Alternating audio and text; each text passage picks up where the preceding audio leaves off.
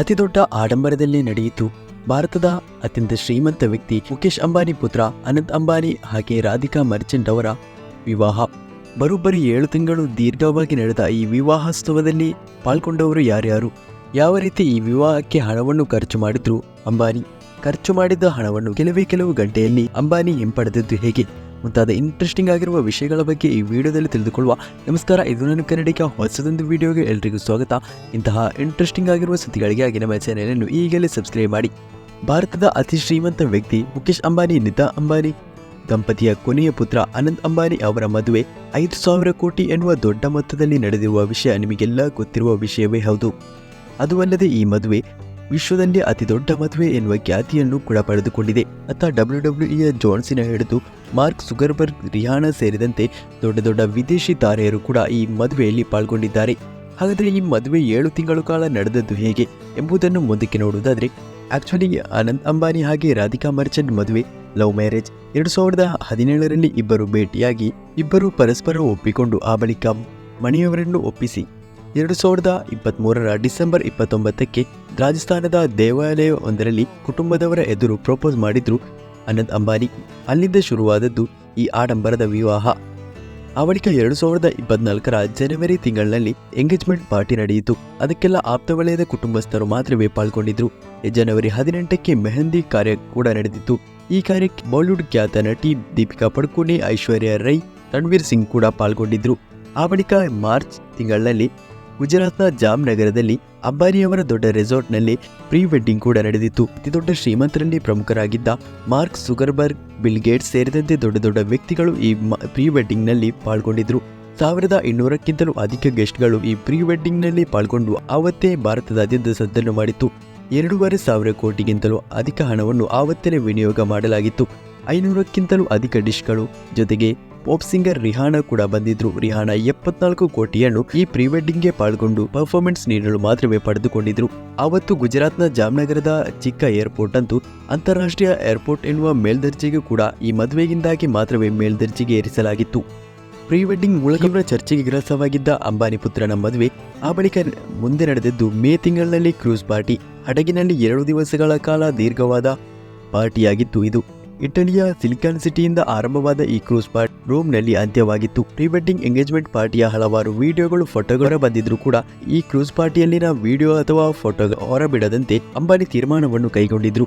ಈ ಕ್ರೂಸ್ ಪಾರ್ಟಿಯಲ್ಲೂ ಕೂಡ ಹಲವಾರು ವಿದೇಶಿ ಖ್ಯಾತ ಹಾಡುಗಾರರು, ನಟರು ಕೂಡ ಪಾಲ್ಗೊಂಡಿದ್ರು. ಆ ಬಳಿಕ ಈ ತಿಂಗಳು ಜುಲೈ 2ಕ್ಕೆ ಸಾಮೂಹಿಕ ವಿವಾಹ ನಡೆದಿತ್ತು. ಮುಂಬೈನ ಪಾಲ್ಘರ್ ಎನ್ನುವ ಸ್ಥಳದಲ್ಲಿ 50 ಮಂದಿಯ ಸಾಮೂಹಿಕ ವಿವಾಹ ನಡೆದಿತ್ತು. ಆ ಬಳಿಕ ಜುಲೈ 4ಕ್ಕೆ ಮ್ಯೂಸಿಷಿಯಲ್ ನೈಟ್ ನಡೆದಿತ್ತು. ಜಸ್ಟಿನ್ ಬೀಬರ್ ಅವರು ಈ ಇವೆಂಟ್ನಲ್ಲಿ ಪರ್ಫಾರ್ಮೆನ್ಸ್ ಅನ್ನು ಕೂಡ ಮಾಡಿದ್ರು. ಅದಕ್ಕಾಗಿ ಬರೋಬ್ಬರಿ 10 ಮಿಲಿಯನ್ ಅಂದರೆ 84 ಕೋಟಿ ಸಂಭಾವನೆಯನ್ನು ಪಡೆದಿದ್ರು ಜಸ್ಟಿನ್ ಬೀಬರ್. ಆ ಬಳಿಕ ಜುಲೈ 8ಕ್ಕೆ ಹಲ್ದಿ ಶಾಸ್ತ್ರವು ನಡೆದಿತ್ತು. ಇದರಲ್ಲಿ ಕುಟುಂಬಸ್ಥರು ಮಾತ್ರವೇ ಭಾಗಿಯಾಗಿದ್ರು. ಅದಾದ ಬಳಿಕ ಕೊನೆಯ ಪಾರ್ಟಿ ಅಂದರೆ ಜುಲೈ 12ರಿಂದ ಜುಲೈ 14ರವರೆಗೂ ವಿವಾಹ ಕಾರ್ಯವು ನಡೆದಿತ್ತು. ಜುಲೈ 12ರಂದು ಶುಭ ವಿವಾಹ ಎನ್ನುವ ಮೂಲಕ ನಡೆದರೆ ಜುಲೈ 13ಕ್ಕೆ ಶುಭ ಆಶೀರ್ವಾದ್, ಜುಲೈ 14ಕ್ಕೆ ಮದುವೆ ಮಂಗಳ್ ಉತ್ಸವ ಎನ್ನುವ ಕಾರ್ಯಕ್ರಮವು ನಿತಾ ಅಂಬಾನಿ ಅವರ ಜಿಯೋ ವರ್ಲ್ಡ್ ಕನ್ವೆನ್ಷನ್ ಸೆಂಟರ್ನಲ್ಲಿ ನಡೆದಿತ್ತು. ಈ ಪಾರ್ಟಿಗೆ ಶುಕ್ರವಾರ ನಡೆದ ಈ ಪಾರ್ಟಿಗೆ ನಮ್ಮ ಕನ್ನಡದ ರಾಕಿಂಗ್ ಸ್ಟಾರ್ ಯಶ್ ಅವರನ್ನು ಹಿಡಿದು ರಜನಿಕಾಂತ್, ಶಾರುಖ್ ಖಾನ್, ಸಲ್ಮಾನ್ ಖಾನ್ ಸೇರಿದಂತೆ ದೊಡ್ಡ ತಾರೆಗಣರು ಕೂಡ ಸೇರಿದ್ರು. ರಜನಿಕಾಂತ್, ಪ್ರಿಯಾಂಕಾ ಚೋಪ್ರಾ ಅವರ ಡ್ಯಾನ್ಸ್ ಸೋಷಿಯಲ್ ಮೀಡಿಯಾದಲ್ಲಿ ದೊಡ್ಡ ಸದ್ದನ್ನೇ ಮಾಡಿತ್ತು. ಅದು ಅಲ್ಲದೆ WWE ಫೇಮ್ ಜಾನ್ಸಿನ ಕೂಡ ಪಾಲ್ಗೊಂಡಿದ್ರು. ಅದು ಅಲ್ಲದೆ ಹಲವಾರು ವಿದೇಶಿ ಹಾಗೆ ಭಾರತೀಯ ಖ್ಯಾತ ನಟ, ನಟಿಯರು, ಹಾಡುಗಾರರು ಸೇರಿದಂತೆ ಎಲ್ಲ ಪ್ರಮುಖರು ಕೂಡ ಭಾಗಿಯಾಗಿದ್ರು. ಅವರ ಹೆಸರನ್ನೆಲ್ಲ ಹೇಳಿದ್ರೆ ಈ ವಿಡಿಯೋದಲ್ಲಿ ಮುಗಿಯೋಕೆ ಸಾಧ್ಯವಿಲ್ಲ. ಬಂದವರನ್ನು ಖಾಲಿ ಕೈಯಲ್ಲಿ ಕಳಿಸಲಿಲ್ಲ ಅಂಬಾನಿ. ಬದಲಾಗಿ ಬಂದವರಿಗೆ ಎಲ್ಲರಿಗೂ ಕೂಡ ಎಕ್ಸ್ಪೆನ್ಸಿವ್ ಆಗಿರುವ ಗಿಫ್ಟ್ಗಳನ್ನೇ ಅಂಬಾನಿ ನೀಡಿದ್ರು. ನಮ್ಮ ಕನ್ನಡ ನಟ ಯಶ್ ಅವರಿಗೆ 2 ಕೋಟಿ ಮೌಲ್ಯದ ವಾಚ್ ಅನ್ನು ನೀಡಿದ್ದಾರೆ ಎನ್ನುವ ಮಾಹಿತಿಗಳು ಕೂಡ ಕೇಳಿ ಬಂದಿದೆ. ಅದಲ್ಲದೆ ಈ ರೀತಿಯ ಕೋಟಿ ಎಕ್ಸ್ಪೆನ್ಸಿವ್ ಆಗಿರುವ ಕೊಡುಗೆಯನ್ನು ಅಂಬಾನಿ ಕುಟುಂಬವು ಬಂದ ಗೆಸ್ಟ್ಗಳಿಗೆ ನೀಡಿದ್ರು. ತನ್ನ ಸೊಸೆ ರಾಧಿಕಾ ಮರ್ಚೆಂಟ್ ಅವರಿಗೆ ಒಂದು ದೊಡ್ಡ ಉಡುಗೊರೆಯನ್ನು ನೀಡಿದ್ರು ಅಂಬಾನಿ. ದುಬೈನ ಪಾಮ್ ಜುಮೈರಾದಲ್ಲಿ ಅತಿ ದೊಡ್ಡ ಎಕ್ಸ್ಪೆನ್ಸಿವ್ ಆಗಿರುವ ರೆಸಾರ್ಟ್ ಒಂದನ್ನು 640 ಕೋಟಿ ಮೌಲ್ಯದ ರೆಸಾರ್ಟ್ ಒಂದನ್ನು ರಾಧಿಕಾ ಮರ್ಚೆಂಟ್ಗೆ ಕೊಡುಗೆಯಾಗಿ ನೀಡಿದ್ರು ಮುಖೇಶ್ ಅಂಬಾನಿ. ಈ ರೆಸಾರ್ಟ್ನಲ್ಲಿ 10ಕ್ಕಿಂತಲೂ ಅಧಿಕ ಬೆಡ್ರೂಮ್ಗಳ ಜೊತೆಗೆ ಪ್ರೈವೇಟ್ ಪೂಲ್ ಕೂಡ ಇದೆ. ದುಬೈನಲ್ಲಿ ಪಾಮ್ ಜುಮೇರಾದಲ್ಲಿ ಅತಿ ಹೆಚ್ಚು ಮೌಲ್ಯಕ್ಕೆ ಸೇಲಾದ 2ನೇ ರೆಸಾರ್ಟ್ ಆಗಿತ್ತು ಇದು. ಈ ಮೂಲಕ ಮದುವೆಗೆ ಬಂದ ಗೆಸ್ಟ್ಗಳಿಗೆ ಮಾತ್ರವಲ್ಲದೆ ಕುಟುಂಬದವರಿಗೂ ಸ್ನೇಹಿತರಿಗೂ ಕೂಡ ಎಕ್ಸ್ಪೆನ್ಸಿವ್ ಆದ ಗಿಫ್ಟ್ ಅನ್ನು ನೀಡಿದ್ರು. ಲಕ್ಷ ಕೋಟಿ ಮೌಲ್ಯದ ಬ್ಯಾಗ್, ವಾಚ್ ಸೇರಿದಂತೆ ಹಲವಾರು ರೀತಿಯಲ್ಲಿ ಉಡುಗೊರೆಯನ್ನು ನೀಡಿದ್ರು. ಅದು ಅಲ್ಲದೆ ಇವರಿಗೆ ಬರುವುದಕ್ಕೆ ಬೇರೆನೆ ಕಾರು, ಅದು ಅಲ್ಲದೆ ವಿದೇಶದಿಂದ ಬಂದಿರುವ ಗೆಸ್ಟ್ಗಳಿಗೆ ಅವರನ್ನು ಕರೆದೊಯ್ಯಲು ಪ್ರೈವೇಟ್ ಜೆಟ್, ಚಾರ್ಟೆಡ್ ವಿಮಾನ ಸೇರಿದಂತೆ ಹಲವಾರು ರೀತಿಯಲ್ಲಿ ಎಕ್ಸ್ಪೆನ್ಸಿವ್ ಮಾಡಿ ಒಟ್ಟಾಗಿ 5,000 ಕೋಟಿ ವಿನಿಯೋಗವನ್ನು ಈ ಮದುವೆಗೆ ಮುಖೇಶ್ ಅಂಬಾನಿ ಅವರು ಖರ್ಚನ್ನು ಮಾಡಿದ್ದಾರೆ.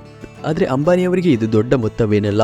ಯಾಕೆಂದರೆ ಅಂಬಾನಿ ಅವರ ಈ ಒಟ್ಟು ಆಸ್ತಿ 123 ಬಿಲಿಯನ್ಗಿಂತಲೂ ಅಧಿಕವಿದ್ದು, ಅದಕ್ಕೆ ಕಂಪೇರ್ ಮಾಡುವುದಾದರೆ 0.05% ಮಾತ್ರ ಅಂಬಾನಿ ಈ ಮದುವೆ ಖರ್ಚನ್ನು ಮಾಡಿದ್ದಾರೆ. ಅಂದರೆ ನಿಮ್ಮ ಬಳಿ ಈಗ 1,000 ರೂಪಾಯಿ ಇದೆ ಅಂತ ಅಂದ್ಕೊಳ್ಳಿ. ಆ 1,000 ರೂಪಾಯಿಯಲ್ಲಿ ಕೇವಲ 50 ರೂಪಾಯಿಯನ್ನು ಮಾತ್ರವೇ ತನ್ನ ಕೊನೆಯ ಪುತ್ರನ ಮದುವೆಗೆ ಖರ್ಚನ್ನು ಮಾಡಿದ್ದಾರೆ. ಅದು ಅಲ್ಲದೆ ಕೆಲವು ಗಂಟೆಗಳಲ್ಲಿ ಅಂಬಾನಿ ಅವರು ಈ ಹಣವನ್ನು ಮತ್ತೆ ಹಿಂತಿರುಗಿ ಪಡೆದಿದ್ದಾರೆ. ಅಂದರೆ ಅಂಬಾನಿ ಅವರು ಒಂದು ನಿಮಿಷಕ್ಕೆ ಕೋಟಿ ಹಣವನ್ನು ದುಡಿತಾರೆ. ಈ ಮೂಲಕ ಅವರ ಇನ್ಕಮ್ಗೆ ನೋಡ್ತಾ ಇದ್ರೆ ಈ ಹಣ ಇವರು ಖರ್ಚು ಮಾಡಿರುವ 5,000 ಕೋಟಿ ಹಣ ಬರೀ 10 ದಿವಸದಲ್ಲಿ ಮತ್ತೆ ಮರಳಿ ಸೇರುತ್ತೆ. ಇನ್ನು ನಟನಟಿಯರು ಮಾತ್ರವಲ್ಲದೆ ಭಾರತದ ಪ್ರಧಾನಿ ಮೋದಿ ಸೇರಿದಂತೆ ಹಲವಾರು ರಾಜಕೀಯ ಮುಖಂಡರು ಕೂಡ ಇವರ ಮದುವೆಯಲ್ಲಿ ಪಾಲ್ಗೊಂಡಿದ್ರು. ಅದಲ್ಲದೆ ಎಲ್ಲ ಪ್ರಮುಖರನ್ನು ಕರೆದರೆ ಸಾಕಾಗದು, ಅವರಿಗೆ ದೊಡ್ಡ ಭದ್ರತೆಯನ್ನು ನೀಡಬೇಕಾಗಿದೆ. ಅದಕ್ಕಾಗಿ ಸರ್ಕಾರವು ಇದು ಒಂದು ಪಬ್ಲಿಕ್ ಪಾರ್ಟಿ ಎನ್ನುವುದನ್ನು ಘೋಷಣೆ ಮಾಡಿತ್ತು. ಅದು ಅಲ್ಲದೆ ಆ ರಸ್ತೆಯನ್ನು ಸಂಪೂರ್ಣವಾಗಿ ಬಂದ್ ಮಾಡಿ ಜನಸಾಮಾನ್ಯರು ಹೋಗದಂತೆ ಮಾಡಿ ಗೆಸ್ಟ್ಗಳಿಗೆ ಮಾತ್ರವೇ ಹೋಗುವಂತೆ ಕೂಡ ಮಾಡಿದ್ರು. ದೊಡ್ಡ ರೀತಿಯಲ್ಲಿ ಭದ್ರತೆಯನ್ನು ಕೂಡ ಒದಗಿಸಿದ್ರು. ಇನ್ನು ಮತ್ತೊಂದು ಗಮನಿಸದ ವಿಷಯವಾಗಿದೆ, ಅಂಬಾನಿ ಅವರ ಈ ಮದುವೆಗೆ ಒಂದು ಆಮಂತ್ರಣ ಪತ್ರಿಕೆಯ ಮೊತ್ತ 5 ಲಕ್ಷ ಇತ್ತು. ಈ ರೀತಿ ಹಲವಾರು ಹಣ ಬೇಕಾದಂತೆ ಸುರಿದಿದ್ದಾರೆ ಅಂಬಾನಿ. ಆದರೆ ಇದು ಅವರ ರೆವಿನ್ಯೂನ 0.05% ಮಾತ್ರ ಎನ್ನುವುದು ನಾವು ನೋಡಬೇಕಾಗಿರುವ ವಿಷಯ. ದೇಶದಲ್ಲಿ ಅತ್ಯಂತ ಹೆಚ್ಚು ಎಕ್ಸ್ಪೆನ್ಸಿವ್ ಆಗಿರುವ ಮದುವೆ ಯಾವುದು ಎನ್ನುವುದು ನಿಮಗೆ ಗೊತ್ತಾಗಬೇಕಾಗಿದ್ದರೆ ಕೆಳಗಿನ ಕಮೆಂಟ್ ಬಾಕ್ಸ್ನಲ್ಲಿ ಕಮೆಂಟ್ ಮಾಡಿ ತಿಳಿಸಿ. ಮುಂದಿನ ದಿನಗಳಲ್ಲಿ ವಿಡಿಯೋ ಹಾಕ್ತಾ ಇದ್ದೀನಿ. ಇಂತಹ ಇಂಟ್ರೆಸ್ಟಿಂಗ್ ಆಗಿರುವ ಸುದ್ದಿಗಳಿಗಾಗಿ ನಮ್ಮ ಚಾನೆಲ್ ಅನ್ನು ಈಗಲೇ ಸಬ್ಸ್ಕ್ರೈಬ್ ಮಾಡಿ ಕೂಡ ಇಡಿ.